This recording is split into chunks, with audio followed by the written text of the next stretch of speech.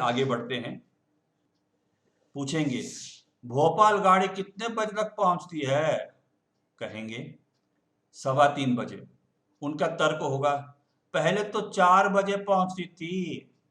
कहा, टाइम बदल गया। बोले, गाड़ी में तो कई जगह चेन पुलिंग होती होगी। आज की तारीख में पहुंच जाए यही गनीमत है।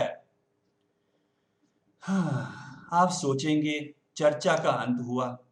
तभी तीर की तरह प्रश्न उछलेगा, आप हबीबगंज उतरेंगे या भोपाल?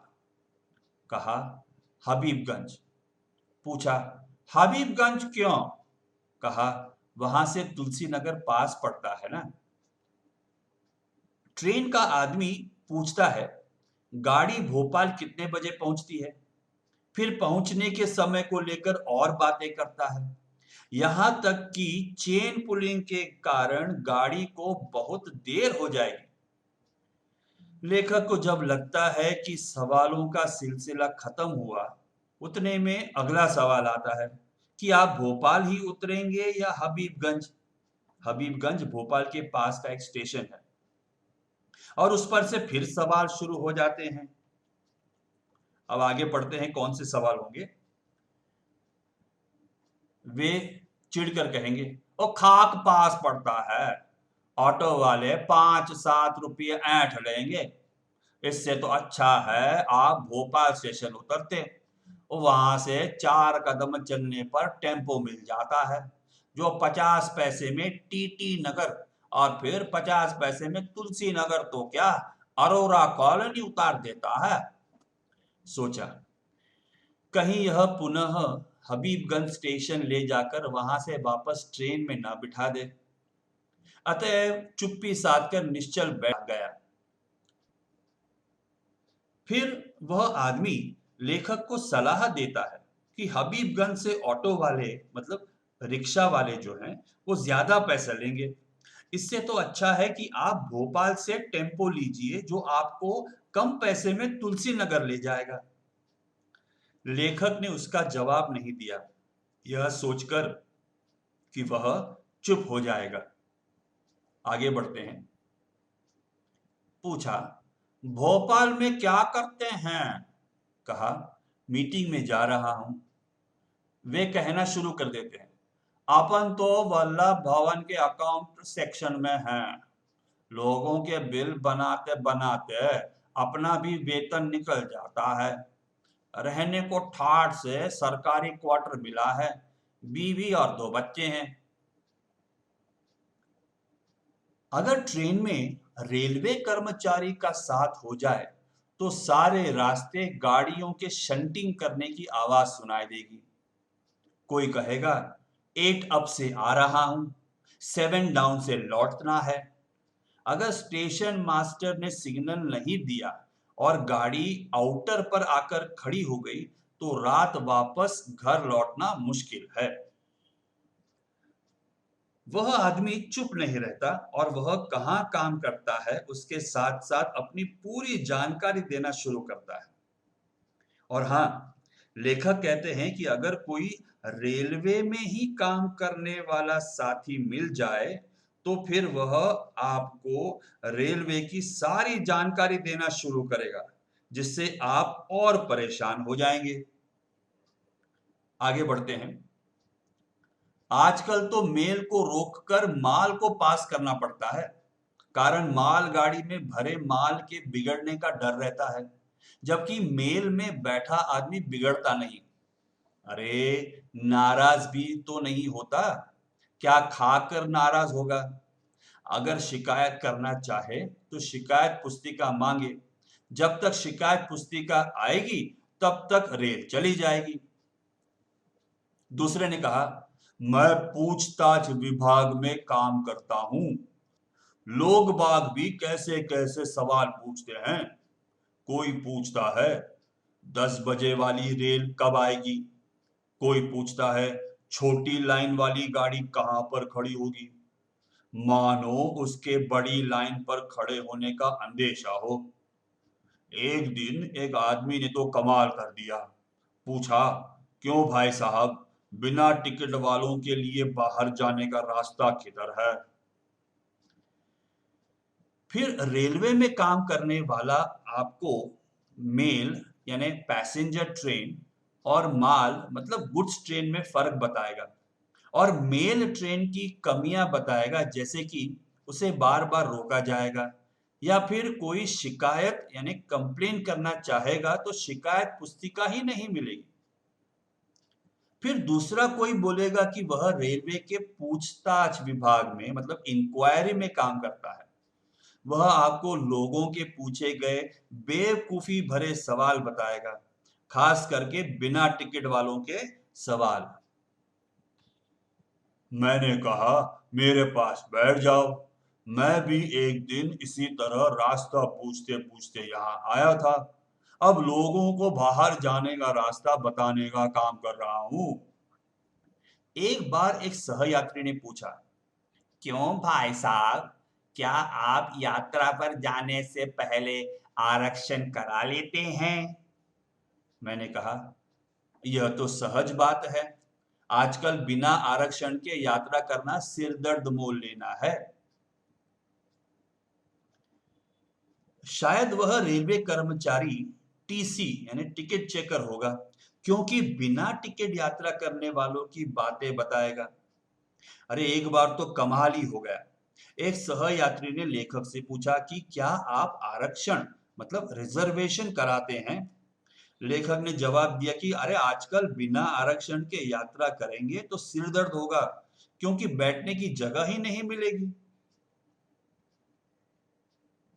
वे बोले, आप भी अजीब आदमी हैं। सिरदर्द तो आरक्षण कराने में है। हफ्तों चक्कर काटते हैं तब कहीं एक सीट मिलती है। आप शान से टिकट जेब में रखते हैं, अकड़कर डिब्बे में प्रवेश करते हैं और जब कंडक्टर को आरक्षण का टिकट दिखाते हैं तो वह हिकारत भरी निगाह से कहता है, जब टिकट है तो क्या देखना, नहीं होता तो देख लेता। वह दूसरे यात्री के पास जाता है, उसके पास न टिकट है न आरक्षण। इशारे इशारे में कुछ बात होती है और उसे वह जहां से चाहता है, जहां तक के लिए चाहता है वहां तक के लिए सीट मिल जाती है। देखा नहीं आपने, रेल के हर डिब्बे पर लिखा है, भारतीय रेल जनता की संपत्ति है, इसे सुरक्षित रखिए। लेकिन इसके पीछे एक अलिखित इबारत भी होती है, भारतीय रेल कंडक्टर की संपत्ति है। आरक्षण की बात पर वह आदमी बोलेगा कि आरक्षण कराने में कितनी भागदौड़ होती है और जब आप टीसी को टिकट दिखाते हैं तो वह ध्यान नहीं देता। टीसी ऐसे लोगों की तलाश में होते हैं जिनके पास टिकट नहीं होता, फिर किसी तरह मामला निपटा देते हैं, मतलब एडजस्टमेंट हो जाता है। ट्रेन में तो लिखा है कि भारतीय रेल जनता की संपत्ति है, लेकिन दरअसल यानी एक्चुअली वह रेल कंडक्टर यानी टीसी की संपत्ति है, क्योंकि वह जैसा चाहे कर सकता है। आगे बढ़ते हैं। सांझ हो चली थी, डिब्बे की बत्तियां जलने लगी थी। लोगों ने अपने अपने होल्डॉल बिछाने शुरू कर दिए। मैंने भी थककर चूर हो जाने के कारण सिरदर्द की एक गोली खाई और लेटना चाहा। सहयात्री ने देखा तो पूछा, क्या आपको सिरदर्द हो रहा है? मैंने कहा, जी हाँ। तो बोले, आप ऐसी वैसी गोलियां क्यों खाते हैं, इससे रिएक्शन हो सकता है। फिर पूछा, कल क्या खाया था? रास्ते में कहीं पूरी कचौड़ी तो नहीं खा ली? अरे ये रेलवे ठेकेदार कल की बासी पूरी कचौड़ी को उबलती कढ़ाई में डालकर ताजा के नाम पर बेचते हैं। देखते देखते शाम हो गई। डिब्बे की बत्तियां जलने लगी और लोगों ने सोने की तैयारी शुरू कर दी। लेखक बेमतलब की बातें सुनकर और अनगिनत सवालों के जवाब देकर थक चुके थे, तो सिरदर्द के कारण एक गोली खा ली। बस लेखक को गोली लेता देखकर एक सहयात्री मतलब साथ में यात्रा करने वाले ने पूछ लिया, क्या आपको सिरदर्द है? लेखक के हाँ कहने पर वह सहयात्री लंबा चौड़ा भाषण देने लगा कि रेलवे की पूरी कचौड़ी बासी यानी स्टेल होती है आदि। आगे बढ़ते हैं। अरे ये रेलवे ठेकेदार कल की बासी पूरी कचौड़ी को उबलती कढ़ाई में डालकर ताजा के नाम पर बेचते हैं। कहेंगे हाथ लगाकर देख लो गरम है कि नहीं। उन्हें तो अपनी जेब गरम करनी है। मैं तो घर से पराठे लेकर चलता हूं। रास्ते में कोई और पराठे वाला मिल जाता है तो 2 और 2 4 मिलाकर खाने में मजा आ जाता है। फिर पूछा, आपको सिर दर्द कितने समय से है? क्या यह पैतृक बीमारी है या केवल आपको ही है? मैंने कहा, मेरे परिवार में सभी के सिर हैं, अतएव सबको सिर दर्द होना स्वाभाविक है। खाने की बात निकलने पर लेखक ने कहा कि वे घर से पराठे लाए थे, पर सहयात्री के सवाल पूरे न हुए। सिरदर्द की बात पर पूछा कि क्या वह पैतृक मतलब बाप दादा से चली आ रही बीमारी है। इस पर लेखक ने थोड़ा मजाक में कहा कि उनके परिवार में सबको सिर है तो सिरदर्द तो होगा ही। लेकिन सहयात्री की बकबक कम न हुई। चलिए पाठ का आखिरी भाग है, पढ़ लेते हैं, ध्यान दीजिए। वे बोले, तो क्या आप भी बिना सिर पैर की बातें करते हैं? जिनके पांव में शनि होता है उन्हें भी सिर दर्द होता है, जिनके पेट में गैस होती है उन्हें भी सिर दर्द होता है।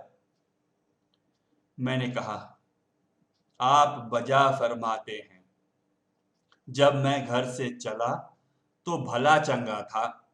ट्रेन में बैठा तब भी कोई शिकायत नहीं थी। किताब पढ़नी चाहिए तब भी मन आनंद से हिलोरे ले रहा था। लेकिन जब से हम सफर सहयात्रियों ने सिर खाना शुरू किया तो बेचारा सिर दर्द नहीं करे तो क्या करे। सच कहता हूं भाई साहब, मैं सिर दर्द से नहीं, हम सफर यात्रियों के दर्दे सिर से परेशान हूं। तो अंत में लेखक कहते हैं, जब सहयात्री ने कहा कि जिनके पेट में गैस होती है उन्हें भी सिर दर्द होता है, तब लेखक ने एकदम परेशान होकर कहा कि वे घर से निकले तब ठीक थे, पर ट्रेन में सहयात्रियों के सिर खाने से उनका सिर दर्द करने लगा। और आखिर में उन्होंने बोल ही डाला कि वे सिर दर्द से नहीं बल्कि हम सफर यात्रियों के दर्द सिर से परेशान हैं। तो बच्चों, हमने देखा कि लेखक जो हैं वो अपने साथ यात्रा करते समय मतलब ट्रेन में यात्रा करते समय जो हेडेक देने वाले यात्री होते हैं उनसे बहुत परेशान हैं। और ये सारा किस्सा जो है उन्होंने हमें इस पाठ में बताया है जो काफी मजेदार है।